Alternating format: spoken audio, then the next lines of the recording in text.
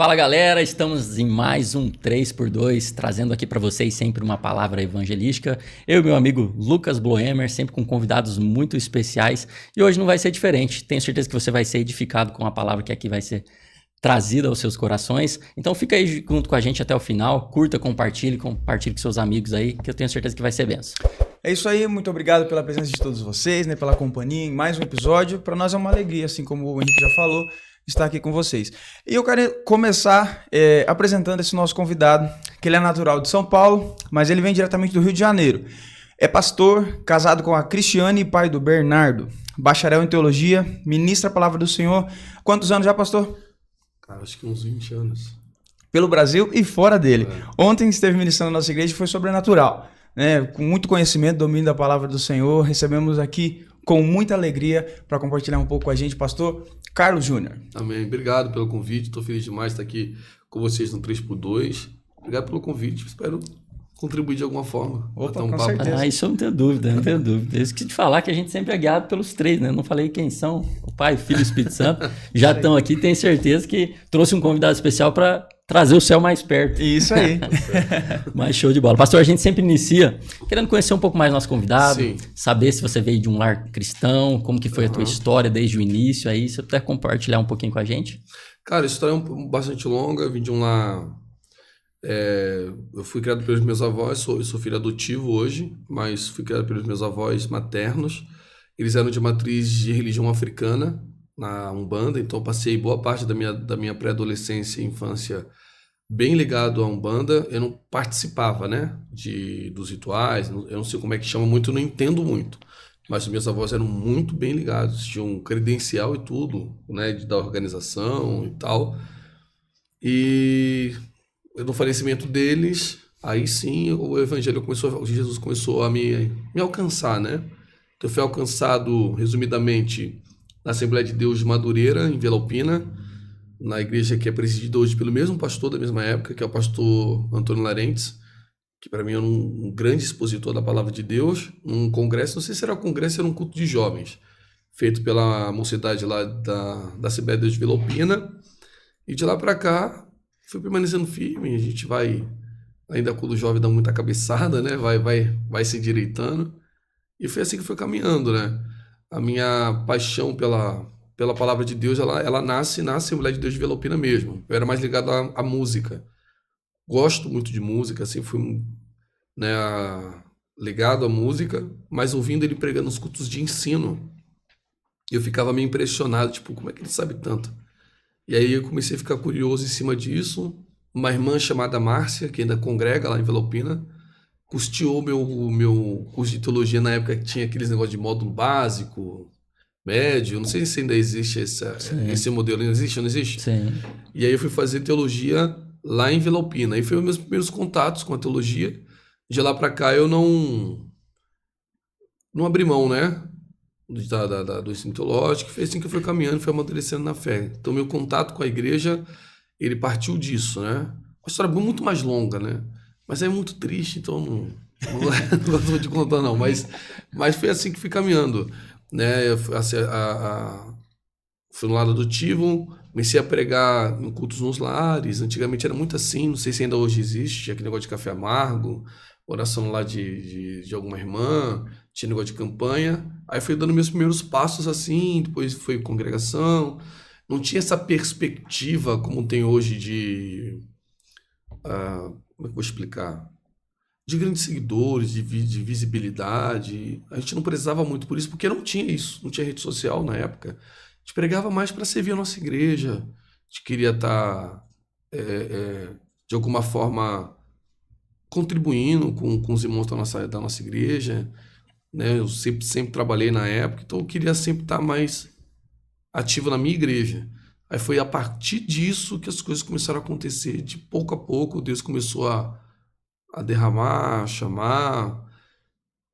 Usou muito a vida de um pastor que eu devo muito a ele, que é o pastor Isaac Batista, que é da Assembleia de Deus, Ministério de Belém, em São Paulo, que foi um paizão para mim. E é ali que eu vi que o ministério realmente era muito mais sério. Então Deus falava para ele que vinha em mim um potencial de ser obreiro, e eu não tinha essa Pretensão? Não é, eu não digo nem pretensão, assim, não me passava nem pela cabeça, de verdade. Não me passava pela cabeça essa ideia de ser pregador, de ser pastor. Eu queria ajudar a minha igreja, assim. Eu queria... Gostava de ficar... Servir de alguma forma. Pô, isso pra mim era o ápice, entendeu? Ter, assim, eu lembro que tinha uma escala na igreja que eu fazia parte, e aí tinha escalas da semana, do mês, aí pregava um no domingo, depois outro pregava na quarta. Você tem noção, não trazia nem pregador de fora, os pregadores de fora eram mais ligados a congresso ou festa, e olhe lá, se a igreja se identificasse muito com o pregador de dentro da igreja, eu utilizava aquele pregador mesmo, então era mais pastores, amigo do pastor da igreja, que vinha de uma Assembleia de Deus do lado, de uma batista. Era uma época boa, cara. Eu acho que o evangelho era... Eu acho que a gente tinha uma noção mais simples da igreja. Eu acho que... Eu não sou saudosista, não. Eu acho que as coisas têm que avançar. Eu tenho essa ideia de que a igreja ela precisa avançar. Ela precisa se adequar. Ela precisa entender os processos que são utilizados para a sociedade atualmente, sem deturpar os pilares do evangelho, né? Ela precisa ir. Mas algumas coisas que eu sinto saudade, eu acho que era da inocência, sabe? Eu acho que as discussões eram muito mais pertinentes do que algumas discussões que nós temos hoje. E mais construtivas também. Muito mais construtiva. Eu tô falando muito? Não. Pode falar. Por exemplo, eu acho que existem algumas discussões hoje em dia que elas são válidas, mas não são tão urgentes. Não sei se vocês entendem isso. Não, concordo com o senhor. Você entende? Tem discussão que não é urgente, que não vai mudar. Fica se prendendo a coisas que não faz. Cara, não vai fazer diferença. Não vai fazer diferença. Por exemplo, essa ideia de... Eu estava conversando e vindo para cá e falando sobre a questão de discussões teológicas. A teologia ela sempre vai ser discutida, debatida. Consenso teológico é muito raro.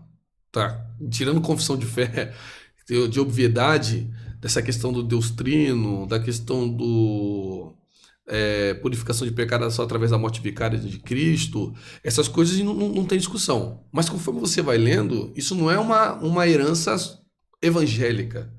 Isso é uma questão já judaica, né? Tem uma frase bastante famosa que se tiver 10 rabinos discutindo, vai ter 11 opinião na mesa, entendeu? Não tem como, vai ter coisas no texto que você vai ser obrigado a discutir. A questão é, são pertinentes trazer algumas coisas à baila? Às vezes eu não sei se a discussão é para edificação ou se a discussão é para promoção. Deu pra entender? Sim. Eu acho que a discussão às vezes é mais para repercutir. Eu acho que eu sinto uma isso. competição de egos. Cara, não vai... Eu nunca vi... Por exemplo, tem debate que ele é muito necessário, teologicamente falando. Só que eu acho que dependendo de como você traz aquilo, eu não sei se divide mais do que você soluciona. Eu acho que se você propor uma roda teológica, eu acho muito mais eficaz. Tipo, um dia eu converso com o arminiano, outro dia eu trago o calvinista. É uma discussão que dura centenas de anos, não vai resolver. É importante? Não tenho dúvida. Porque vai definir como você enxerga como a graça opera. Se ela é imperativa, se ela é concedida, se ela é ofertada a todos, se ela é uma expiação limitada, se você é salvo pelo decreto, se você... São discussões importantes. Muito importantes. Mas quando você traz isso de uma forma... Eu não sei se todo mundo que está ouvindo está preparado para esse tipo de discussão. É complexo. Você acaba dividindo mais. Estou vendo um hiato crescendo muito entre os irmãos reformados, que a gente chama aí o presbiteriano, algumas batistas que têm um pensamento reformado, daqueles que são, por exemplo, de matriz pentecostal, que são, na grande maioria...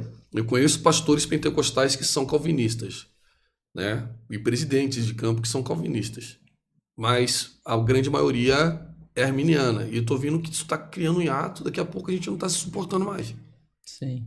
Eu vou até antecipar uma pergunta aqui que eu ia fazer mais para frente, mas já que o senhor tocou no assunto, que hoje em dia a gente está vivendo muito isso, né? Parece que uma competição entre algumas igrejas. Eu acho que, assim como o senhor falou, essa questão assim de... Parece que é para mostrar que eu tenho razão, que eu tô certo, e não discutir realmente a palavra, fazer o reino crescer, expandir, né? Isso eu acho que isso se deve ao quê? Orgulho, soberba, ego? Então, na verdade não. Na verdade, sim, ó. É que eu falei para vocês, essas discussões elas são necessárias. A sensação que dá na internet é que talvez as pessoas a esmagadora maioria dos cristãos não tenham contato com a área teológica.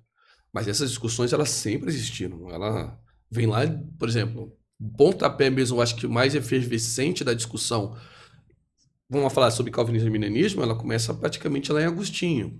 Aí você tem a questão da doutrina pelagiana, semi-pelagiana.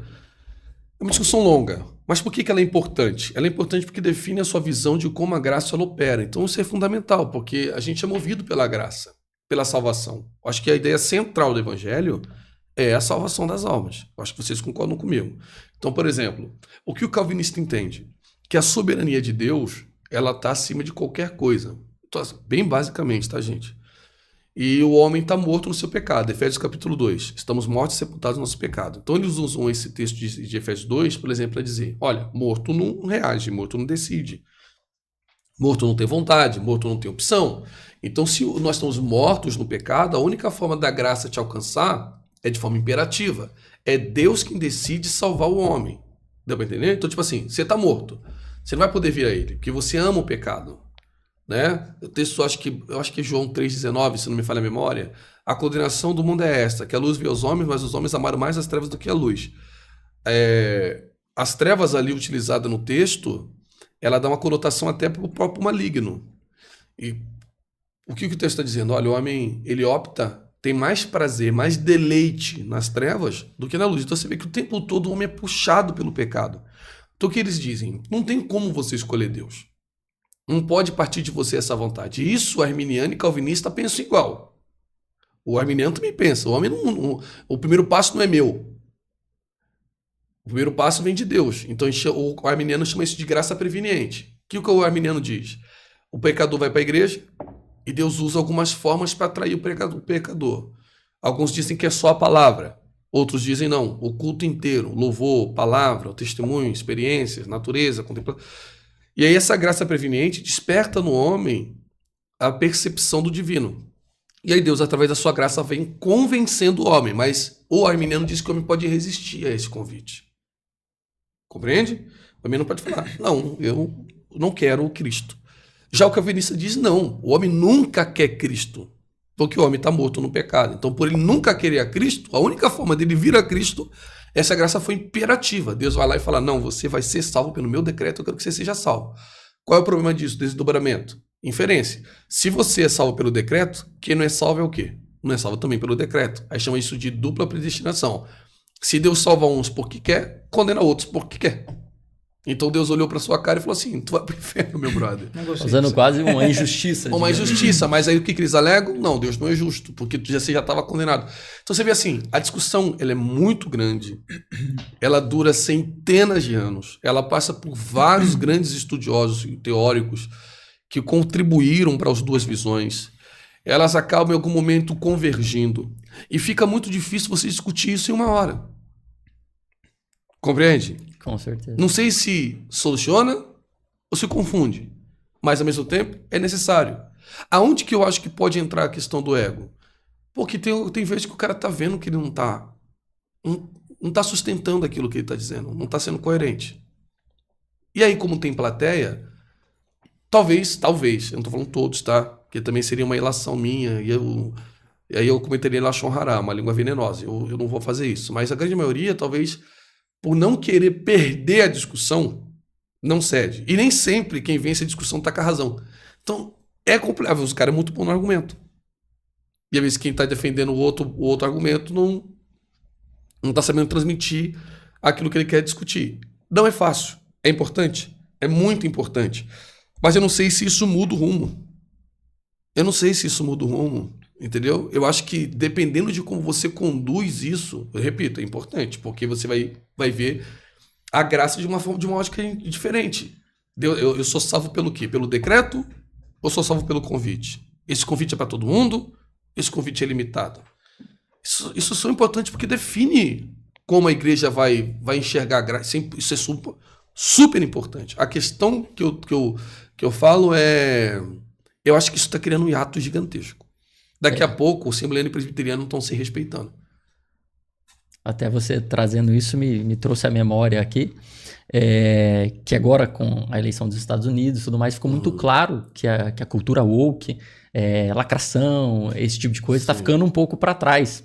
Tá. E você acha que isso, claro, que isso é cultural, né? Você acha que realmente está vindo para se encerrar, para, quem sabe, vir um avivamento genuíno sobre a igreja, sobre, assim, uma amplitude maior para que os fins dos tempos cheguem? Ou você acha que realmente só foi uma encheção de saco que agora vai acabar e vai vir uma outro tipo de cultura, alguma outra coisa nesse sentido?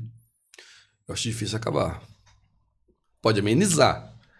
Porque, na verdade, assim, eu acho que aí já é um outro tipo de assunto, já não é mais teológico, mas eu acho que a questão toda é o mercado. É o mercado. Eu acho que as empresas elas penderam para um lado achando que o mundo ia pensar daquela forma. Tá vendendo? A gente investe. Parou de vender, a gente para de investir. Eu não vou citar o nome da companhia, mas se você vê serviço de streaming mudando a rota. O que eles perceberam? Que o clamor público, cara, é muito tradicional no Ocidente. Entendeu? Eu acho que as pessoas também confundem. Caramba, então, aí é uma discussão, eu acho importante para a igreja. Conceito da verdade. Isso muda rumo. Porque isso você vai imprimir na cabeça de um jovem se existe verdade ou se não existe verdade. A partir do momento que você tem uma verdade, cara, 50% da discussão tu matou. Posso dar um exemplo? Opa, com certeza. Vamos lá. No meu período de adolescente, a gente lia muito livro e tinha muita discussão sobre ciência e religião. Qual a idade de vocês? Eu tenho 31. 31. A gente tem a mesma década, eu tenho 37. Então as discussões eram muito firmadas assim, quem tem razão? Alguém tinha que ter razão, pô. Ou a ciência ou a igreja. Porque se a ciência convergisse para o que a igreja estava dizendo, quem tem razão? Deus. Porque a gente chama Deus da causa primária, Deus é anterior à ciência. Então se a ciência está provando que Deus existe, a religião suprime a ciência. Se a ciência prova que a religião está errada, a ciência está correta. Então tinha essa discussão. Alguém tem a verdade. A partir do momento que você tem aí essa questão, por exemplo, partindo muito por Nietzsche, de que a verdade só é matemática, por exemplo, o que seria a verdade? A verdade seria algo que imprime no mundo todo. Vamos um exemplo, vai ficar mais claro. 2 mais 2 é 4, correto? Aqui na China. Na China não pode ser 2 mais 2, 5. Então a verdade ela é atemporal e obviamente, imutável. Então aquilo que é verdade é. Se não é verdade, é um conceito seu subjetivo. Então, qual é a diferença entre bom, ruim, verdade e mentira? Gigantesco. Bom e ruim é alterável. Pode ser bom para mim hoje, pode ser ruim amanhã, pode ser bom para você, ruim para mim. E verdade? Verdade não importa se é bom para mim, se é ruim para você. Ela suprime a tua vontade e a minha porque ela é uma verdade. Então, o que ele começou a dizer? Verdade é só matemática, cara. O resto, tudo é ponto de vista. Então, o que ele começa a discursar? Ele diz o seguinte, em determinado livro, contextualizando, não exatamente com essas palavras, não é com aspas, mas ele diz assim, é ridículo ver o outro dizendo o que o outro deve fazer. Isso é ridículo. Porque isso é o seu ponto de vista. Em outras palavras, você quer ser cristão? Cara, seja cristão na tua. Não enche a paciência dos outros. Porque essa é a tua verdade. Você quer ser o quê? Você quer ser beberrão? Você gosta de beber? Desde que você não atrapalhe a vida dos outros, cara. Então vai beber em paz.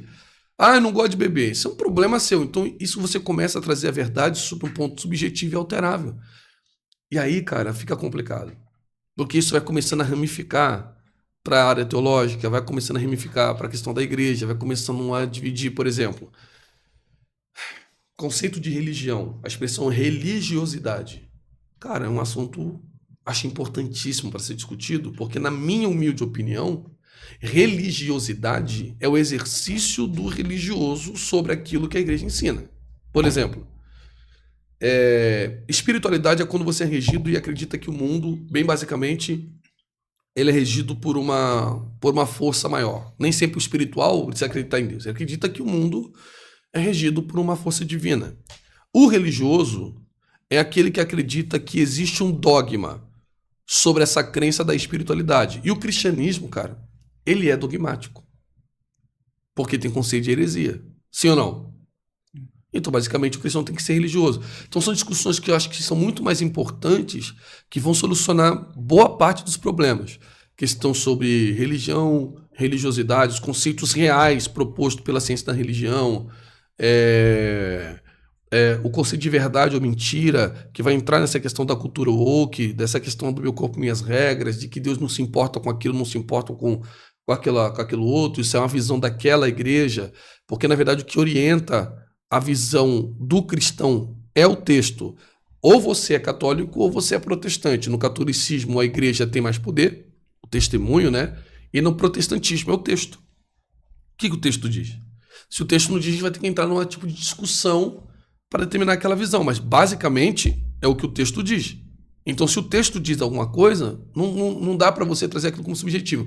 Então, são discussões que são mais importantes, eu acho que agora, para a igreja num todo, do que a gente voltar para uma discussão que a gente não vai solucionar nunca, velho. Não vai solucionar nunca. É importante, como eu falei, calvinismo e feminismo? A visão woke vai passar? Não vai passar. Mas para a gente começar a trazer esse ginão em avivamento, eu acho que a gente tem que trazer essa discussão à baila. Por exemplo, visão política, igreja política, acho que é uma discussão importantíssima. Marxismo, discussão importantíssima. Eu acho que contribui muito mais para o momento do que a questão teológica. Agora, a cultura woke, ela não vai passar, mano. Não sei se ela vai, se foi só uma onda, não. Porque, cara, é complicado o que a cultura woke abarca. Ela basicamente confronta a gente em tudo, né? Confronta a gente porque a gente é cristão e conservador, mas tipo essa galera, assim, dessa que eles chamam de sexualidade fluida. Ou gênero fluido, sei lá, não sei. Muitos nomes. Muitos nomes. Cara, eles são muito apelativos nessa questão. Eu não sei se a gente que é cristão, e o Brasil, por ser cristão, tem essa visão mais conservadora, mas a galera que tá com esse apelo de gênero vai ceder muito fácil. E tudo vem por sanção econômica. Tá entendendo? É muito mais complexo do que se parece. Parece que o mundo tá guinando pro conservadorismo. Parece que o mundo tá guinando. Vamos ver até quando. Entendeu? Vamos ver até quando. Não sei até que momento isso vai durar. É complexo, é difícil você ter uma análise fria. Eu acho que o mundo aponta para um retorno do pensamento conservador. Mas o que é esse pensamento conservador? O Elon Musk é conservador? Nem aqui nem na China. Não é, brother. Não é conservador. O Trump é conservador? Pode ser que seja. Ele é conservador ou ele tem interesse econômico? Não sei. É complexo, é difícil, entendeu? É muito difícil você friamente falar. É isso, é aquilo. É difícil. Não é... Tá, então já que o senhor tá falando de pessoas, eu vou pedir o que o senhor acha de uma pessoa? Até nós estávamos comentando sobre tudo isso que aconteceu aqui no Brasil ultimamente, nós falamos sobre o Pix, sobre essas coisas que aconteceram tudo. E com isso, o Nicolas, que já era muito forte, cresceu mais ainda, né? Sim. E hoje todo mundo pede para que baixe a idade para que ele possa concorrer para outros cargos, enfim. O senhor acha que ele é um eminente aí, representante do Brasil? Acho que é uma boa opção, acho que é a melhor que a gente tem ou não? O que o senhor pensa sobre ele? Então, eu não conheço o Nicolas. Eu acho que é um garoto, cara, necessário, porque então a gente está falando da nossa visão cristã. As visões que ele tem coadunam, obviamente, com a nossa. Ele é protestante, ele é cristão, ele defende a nossa visão de como o mundo deve ser. E aí existe uma diferença que hoje você discordar é agir com falta de respeito. Então, ninguém quer mal de homossexual. Só que eu também não quero que as pessoas ensinem meu filho como ele deve viver. Quem tem que ensinar meu filho sobre gênero, para dizer a expressão correta que eles estão usando agora, sou eu, pô. Não é o professor dele, pô. A professora dele. A professora dele tem que ensinar matemática, geografia, português, inglês. E eu respeito a sexualidade da pessoa. O que ela faz com a vida dela, sexualmente falando, cabe a ela. Eu acho que o Nicolas ele tem esse discurso. Ele não é um cara homofóbico, como diz por aí, que é até um termo para mim estranho. Homofobia, fobia de homossexual. Ninguém tem fobia de homossexual. São seres humanos que merecem respeito, trabalho, dignidade, acesso.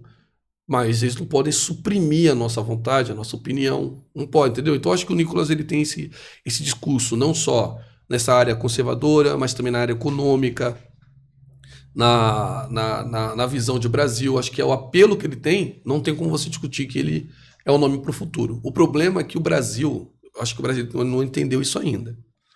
Só o presidente não vai resolver o problema. Então, tipo assim, o que eu vejo? Os caras, todo mundo defendendo um presidente e se vendendo pro deputado.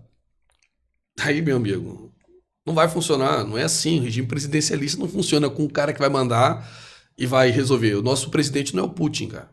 Entendeu? Sim. Nosso presidente não é o Putin. Não é assim. O cara vai lá e é eu que mando aqui e acabou, velho. O poder é meu. Não é assim, cara. Então, tipo assim, eu preciso de um conjunto. Vamos supor se o Nicolas fosse presidente. Tá, a Câmara dos Deputados vai ajudar? Vai ser a maioria? O Centrão vai ser a maioria do nosso lado? O vereador das cidades, porque eu viajo bastante no Brasil, no interior, boas partes da cidade, as pessoas que moram naquela cidade dependem do cargo da prefeitura. Então eles não votam no vereador achando que o vereador vai fiscalizar o prefeito e que vai ter um avanço naquela cidade. Porque a função basicamente do vereador é fiscalizar o prefeito. Ele vai votar no vereador simplesmente porque o vereador vai dar para ele um cargo comissionado. Então acho que a discussão é muito mais complexa do que simplesmente você ter um nome. Não adianta você ter um nome se você não tiver um corpo de deputados e senadores que vão aprovar aquilo que o presidente está querendo. Tá vendo como é que é? Não sei se vocês estão entendendo. Sim, tem que mudar uma visão, né? Uma perspectiva total para... Você viu o caso do Bolsonaro. Cara, o Bolsonaro é uma visão... Nossa, claro que é. Fez grandes coisas? Claro que fez. Mas ficou difícil de governar. Cara, não tem como. Política, irmão. Ou você negocia, você não vai conseguir. Não tem como. Desculpa, se você tem essa visão puritana da política, a não ser que toda a sociedade coloque pessoas lá que sejam a maioria. E aí vai funcionar o governo. Talvez funcione. Porque você bota um cara lá que o cara fala assim, não, me bota lá que eu vou... Tá doido, que vai funcionar. O cara chega lá e fala assim, irmão, não vai funcionar. Caiu o Pix, já mudou a conversa. Caiu o Pix. Você tá entendendo? Não é assim. Eu vejo o pessoal falando assim, o brasileiro tá politizado. Não tá, irmão. Nem aqui, nem na China. Esquece. Eu fico meio assim, pasmo com a internet, tá ligado? Eu acho que o brasileiro tem opinião sobre tudo. E é complexo isso. Por exemplo, eu não pego sobre Apocalipse. Não adianta, irmão. Eu posso pregar, mas palestrar, não vou. Por que eu não vou? Porque eu não sei qual a visão do pastor. É pós, é meso, ou mid, é pré. Tá entendendo? Pode arrumar confusão ali no público mesmo. Cara, e outra, não vai mudar. O pré vai pro céu? Vai. O meso vai pro céu? Se for O crente. pós vai pro céu? Se for crente. Não, tô falando o crente. Vai ou não vai? Vai. Então, irmão... É que não é a visão, né? É o... Mas eu posso perturbar a igreja. Então, tipo Sim. assim, não é uma coisa que eu domino, não é uma coisa que eu me dediquei. Porque pra mim é uma discussão supérflua. Não vai mudar, na minha opinião. É pós, é pré. Irmão, é uma discussão bem assim vazia. Na minha opinião. Não vai mudar, irmão. O que vai mudar? Se o pré chegar no céu e falar assim, tá vendo? Subiu um antes, hein? Se for pós, cara, tá vendo? Esperamos mais um pouco. Não vai. O negócio é chegar lá. O negócio é chegar lá. Então, tipo assim, eu não me dediquei. Tem gente que se dedicou. Eu tenho amigos que são monstruosos nesse assunto. Então, Nosso pastor é fera. expert em escatologia. Sabe o que eu faço? Eu cedo a camisa. Eu recebi um convite esses dias. Pastor, tem como você me dar uma palestra pra gente sobre a volta de Cristo? Cara, tem uma pessoa melhor do que eu. Posso? Pode. Pregar é uma coisa. Que é rápido. Agora, ensinar, você tem que dominar. Para você falar que você tá apto para ensinar, minha opinião. Para você falar, tô apto para ensinar. Irmão, você tem que estar apto para ensinar. Então, acho que o Brasil tem opinião sobre tudo. Eu acho que o brasileiro não tá politizado. Não caiu a ficha ainda que você tem que ter um corpo todo de presidente, senador, deputado, e o negócio ser sério. Para que aí o Brasil possa andar. O Nicolas é um bom nome? É. Quem vai ser os deputados? Isso aí. O Nicolas é um bom nome? É. Ele tem uma boa entrada com o Centrão? Não sei. O Centrão é uma parte muito importante da Câmara. Maior ainda, né? Cara, é muito importante. O Bolsonaro teve que ceder. Tem essa relação? Não sei. Não acompanho o Nicolas nesse nível. Quando ele for um candidato à presidência, eu vou analisar. Mas que é um bom nome? Sim. Se eu não votar no Nicolas, eu vou votar em quem? É o que a gente tem, entende? Eu não conheço. Queria muito um dia poder conhecer, bater um papo com ele, entender a visão dele. Pô, seria maravilhoso. Aí sim eu ia falar, não, ele é o nosso nome. Que nem agora. Parece que o Caiado, não sei, fiquei sabendo ontem na conversa informal, que estão tentando impedir ele a ser candidato à presidência. O Tarcísio eu não sei se vem, porque tem a questão da relação com São Paulo, se ele permanece no governo ou se ele vem à presidência. Eu não sei se ele vem contrato com o Caiado, se ele vem, ou o Caiado fica, ou se vai os dois. Qual é o nosso próximo presidente? Como o Nicolas fala que ele tem 3 nomes, né? Jair, Messias e Bolsonaro.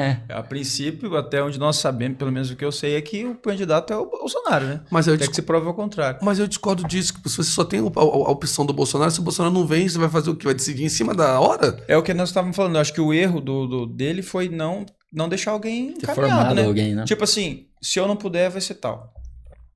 Mas assim, tá bom, mas é o Bolsonaro que tem que decidir isso, cara. Por que eu também não posso olhar e falar, se ele não decidiu, para onde eu vou olhar? Eu não posso depender do Bolsonaro para o Brasil, cara. Sim. Ele é meu candidato? Eu votei nele? Claro que votei. Votei e votaria de novo.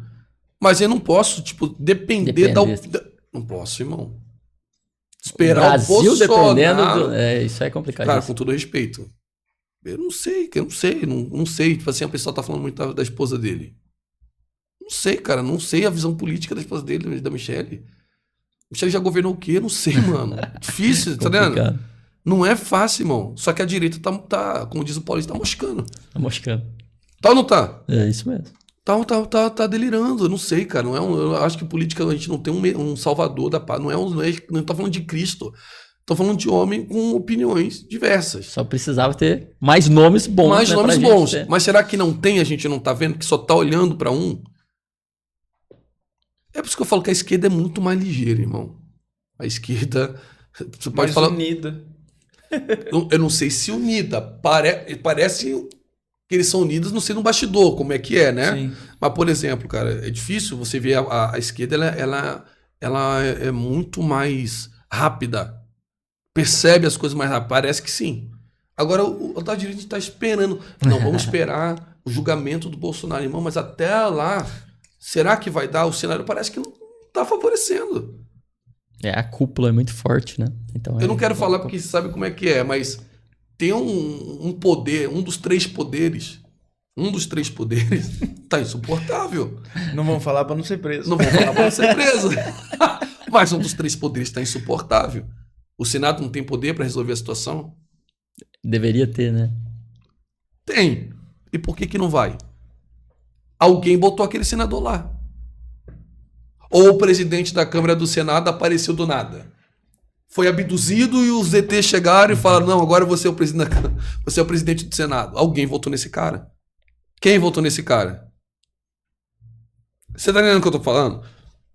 Quer trazer o Nicolas? Maravilhoso. Agora eu tenho que pedir pro Nicolas. Cara, mostra pra gente os deputados que você acha que são bons pro futuro. Porque o mesmo erro que o Bolsonaro tá cometendo de não dar uma opção, para mim o Nicolas também tá cometendo. Por que ele não aponta alguém? Fala, cara, nós temos um time bom aqui. Esse. Se um dia eu for presidente, eu gostaria muito que vocês pensassem em nomes para deputados que coadunassem com a nossa visão. Não seria melhor? Sim. Ou eu tô errado? Talvez ainda não vai chegar lá ainda, porque não é o momento dele também, né? Ele precisa de mais envergadura e tudo mais, né? E ele tá conquistando mais isso. Envergadura? O Nicolas, acho que depois do Bolsonaro é o Nicolas. De clamor público. Eu acho que o que ele quer dizer é assim, que nessa próxima eleição ainda não, na outra. Eu digo por ele não ter ainda conseguido esse preparo, porque na verdade o Bolsonaro não solta a corda, né? Porque se fosse direcionado, Nicolas é um bom nome, aí sim. Mas assim, eu acho que nessa questão, é isso que eu tô falando que é legal. Olha como é que a gente já tá chegando na discussão, que eu concordo. O Nicolas não precisou que o Bolsonaro apontasse, que o Trump apontasse. A sociedade percebeu. Sim. Notou o que eu tô falando? Será que a gente não tá percebendo alguém que é bom, sem ser o Nicolas e o Bolsonaro, que pode vir para a próxima eleição? Tô muito preocupado. Se o Bolsonaro não vier, vai vir quem? Uma visão muito focada, né? Quem? E se ele vier, quem é o time que a gente vai botar lá de deputados? Por que a igreja não... A igreja não. O meio conservador, católicos, protestantes, que na grande maioria... Porque tem protestantes de esquerda. E tem católicos de esquerda. Só que a gente tá falando de visão de mundo, cara. E a pessoa fica olhando assim, não, eu sou contra a igreja e política. Tá bom, cara, se seu filho estuda em escola pública, meu irmão, queridão, acorda pra vida. Te prepara. Pô, para de ser louco, irmão. Você tá vivendo em que mundo? Eu não quero que meu filho bote saia, irmão. Eu não quero, é um desejo do meu coração. Tem escola que tava botando saia nas crianças. Eu não quero que meu filho passe batom na boca, Bruno. E tem escola que tava passando batom na boca das crianças. Tá vídeo aí pra chorrada pra você ver. Eu quero que meu filho aprenda matemática, pô. Ser homem, pode deixar comigo que eu ensino ele. Se eu tivesse uma filha mulher, uma filha, quem tem que ensinar ela batom, saia, esse negócio? Eu e minha esposa. Meu filho tem que ir pro colégio, aprender coisas de colégio. Geografia, português, matemática. O que eu fiz? Coloquei no colégio cristão. Acabou. Tive que colocar no colégio cristão. Sim. Agora, você que está assistindo, se você acha que você pode votar em quem você quiser e que tá suave, que a política é brincadeira, você fica à vontade, irmão. Tá aí, ó. Eu não acho legal banheiro dividido. Você acha legal? Não. Você Não. confia? Você acha legal? Sua esposa no banheiro. Preciso falar mais alguma coisa? Então faz o banheiro. Então, só essas coisas que a política vai decidir. Aborto, você acha legal? Não. Droga, você acha legal? Não. Então vota aí, galera. Fica à vontade. É contigo. Pastor, bate-papo muito bom, né? A gente precisava de mais tempo para conversar com o senhor. Já Nós foi, temos, né? para você que está assistindo aí, o pastor pega voo daqui a pouco. Nós vamos ter que dar uma encurtada hoje no nosso episódio com o nosso convidado, mas nós precisamos marcar uma nova vez para o senhor vir aqui e falar um pouco mais para a gente. Mas antes da gente acabar, a gente tem duas questões aqui que a gente queria fazer com o senhor.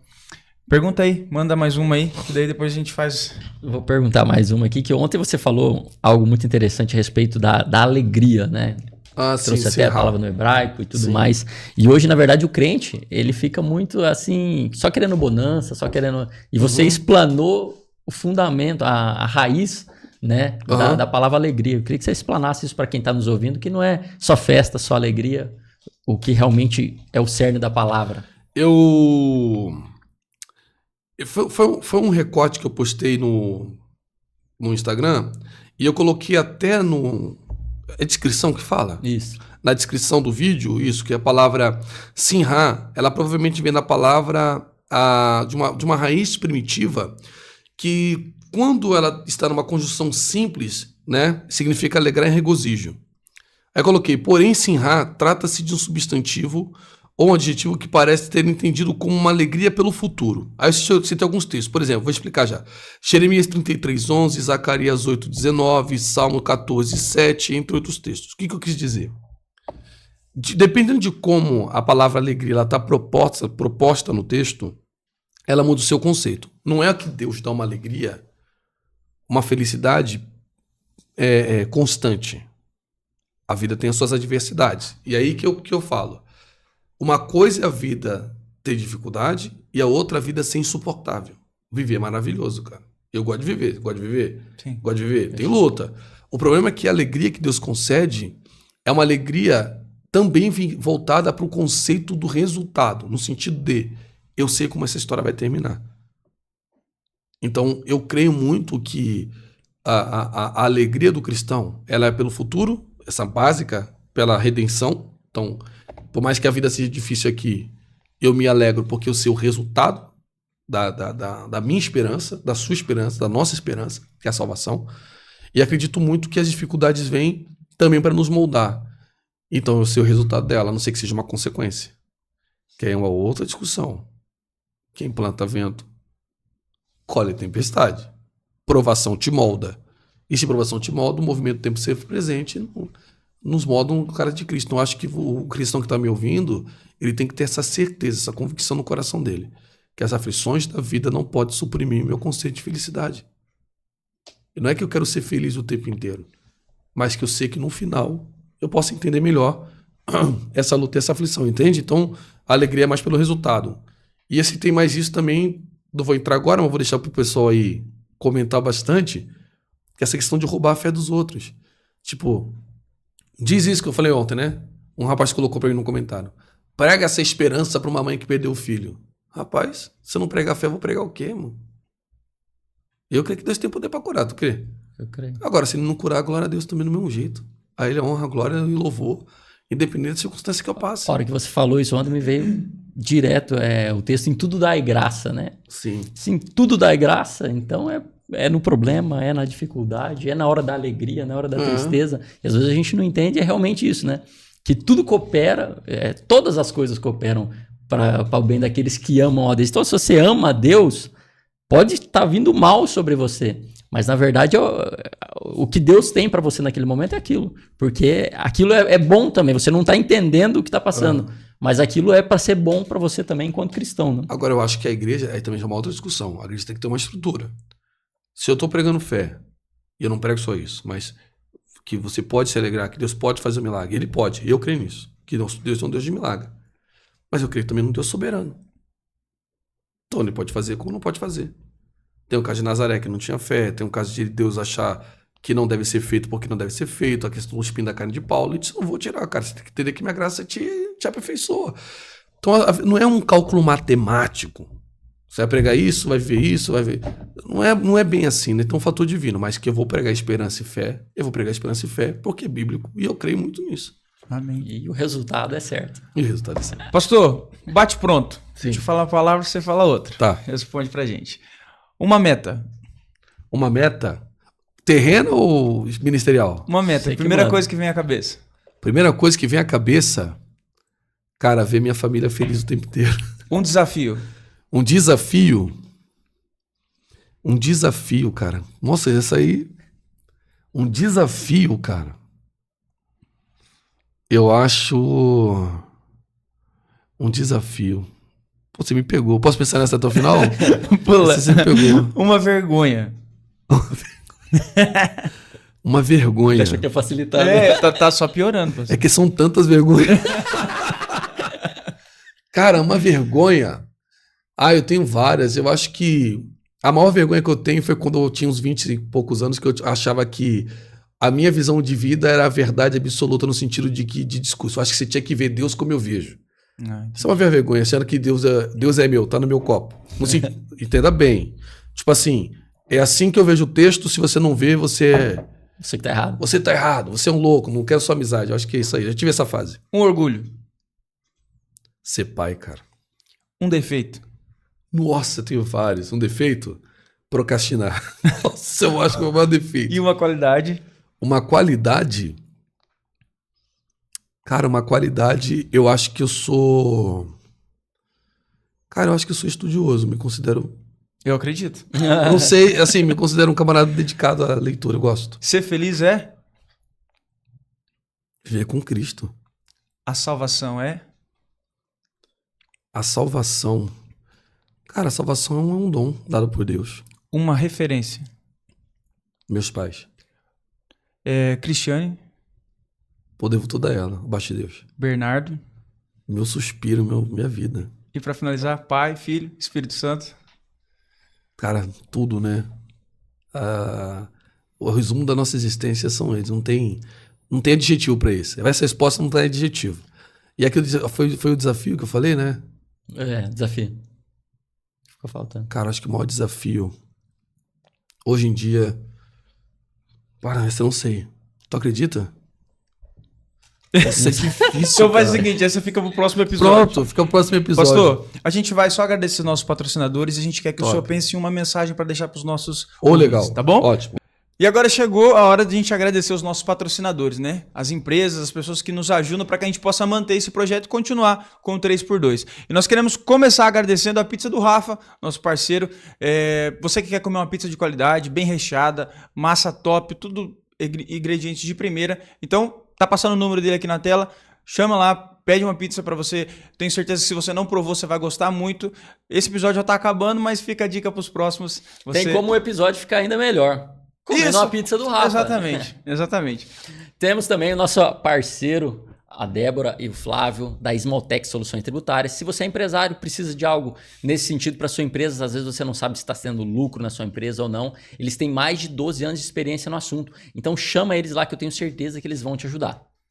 E também o projeto Profilu, né, que foi criado para meninas de 4 a 12 anos, para você, pai e mãe, que quer colocar sua filha num esporte totalmente feminino.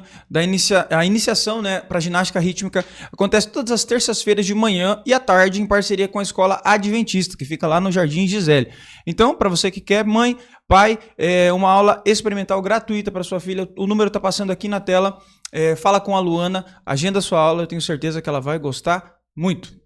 Nosso amigo, meu xará, Júnior da Personalizar Toledo. Se você precisa de brindes para sua empresa ou quem sabe para distribuir para os seus clientes, algo nesse sentido, chama Personalizar Toledo. Eles têm mais de 500 itens disponíveis para você estar adquirindo aí e estar presenteando tanto seus funcionários quanto seus fornecedores, enfim. O homem é brabo mesmo nos brindes. E manda para o Brasil inteiro, né? Até fora do país também, se precisar. E vamos falar do nosso novo patrocinador aqui, Placa Mídia Exterior. Você que pensou em divulgar a sua empresa, quer dar um novo visual para a fachada, quer plotar seu veículo, a Placa Mídia tem tudo isso para você e muito mais. Aumentar sua visibilidade, com isso aumentar seus clientes, seus lucros, né? Você quer dar uma nova cara aí para sua empresa. Você também que quer fazer, às vezes, uma divulgação especial, né? Tem esses outdoors aí pela cidade. Acho que você já deve ter visto. Então, quer colocar o seu evento lá, quer colocar a sua empresa? Então, entre em contato com o Caio, vai estar passando o número aqui para vocês. Não é, Juninho? Quem não é visto não é lembrado. Então, se você tem a tua empresa aí, precisa, quem sabe, fomentar a sua marca, procura o pessoal da Placa Mídia. Eles têm os melhores outdoors da cidade, tenho certeza que vai ser bênção na vida de vocês. E deixar um recado para você que quer abençoar o nosso projeto, você que quer patrocinar o nosso projeto, entre em contato com a gente. Vai ser uma benção, você vai estar semeando em terra fértil, né? Aqui nós estamos aqui só disponíveis para poder falar de Jesus aí para o maior número de pessoas e você pode ser muito importante para que esse projeto possa continuar. Com a sua contribuição, tanto aí compartilhando e curtindo os nossos conteúdos, quem sabe querendo também patrocinar esse podcast, só chamar a gente que vai ser bênção. E esse foi mais um 3x2, então. Nosso convidado muito especial hoje nos trouxe muito conhecimento, muito embasamento bíblico aqui. Mas nós gostaríamos de deixar esse momento para ele trazer uma reflexão para você aí de casa, para você, quem sabe, se aproximar ainda mais de Deus com essa palavra que ele vai trazer ao seu coração. Fica à vontade, pastor. Nós não tivemos também muito tempo, né? Nós gostaríamos de conversar muito mais com o senhor, mas quando o senhor voltar para Toledo, já está convidado para dar continuação a esse episódio, tá bom? Fica à vontade. Minha palavra para você hoje em dia é que o mundo está desmoronando. A Bíblia fala sobre isso, sobre tempos difíceis, né, no final do tempo. A palavra que eu tenho para você primeiramente, viva em Deus. Sempre viva em Deus. Se apegue à leitura bíblica. Tente ser o melhor cristão. Seja humilde o tempo inteiro. Reconheça quando você erra e se acerta. Apegue-se à sua família e ore. Dobre o seu joelho. Tenha uma vida de piedade diante de Deus e seja perdoador. Assim como também você precisa aprender a pedir perdão. Se você conseguir fazer isso, eu tenho certeza que a sua vida será muito melhor do que está sendo. Amém. Pastor, muito obrigado. Foi um prazer recebê-lo aqui. Muito obrigado de verdade. Amém. Esperamos ter uma próxima aí para a gente poder tratar mais assuntos, que o homem é uma enciclopédia muito humana aqui. Nada, bondade de vocês, eu que agradeço o convite. Numa próxima seria legal a gente definir um tema que eu sou meio dislexo aí. E a gente sai foi para tudo quanto é canto. Não, mas aqui é Pai, assim Filho e Espírito Santo que comanda. Então o próximo vai caminhando. Ele comanda o manto. Tamo junto. Aí. Obrigado. Pastor, obrigado. Deus abençoe. Valeu, pessoal, a todos vocês que acompanharam a gente, ficaram com a gente até agora. E lembrando, compartilhem, marquem, o Instagram tá passando aqui para vocês, sigam o nosso canal, manda pros amigos, pra família, né, Juninho? É isso aí, um grande abraço a todos vocês que nos acompanharam até agora e continue nos acompanhando que vai vir muita gente boa aí pela frente, assim como o nosso pastorzão aqui. Deus abençoe, grande abraço, valeu, gente. Até mais. Um abraço.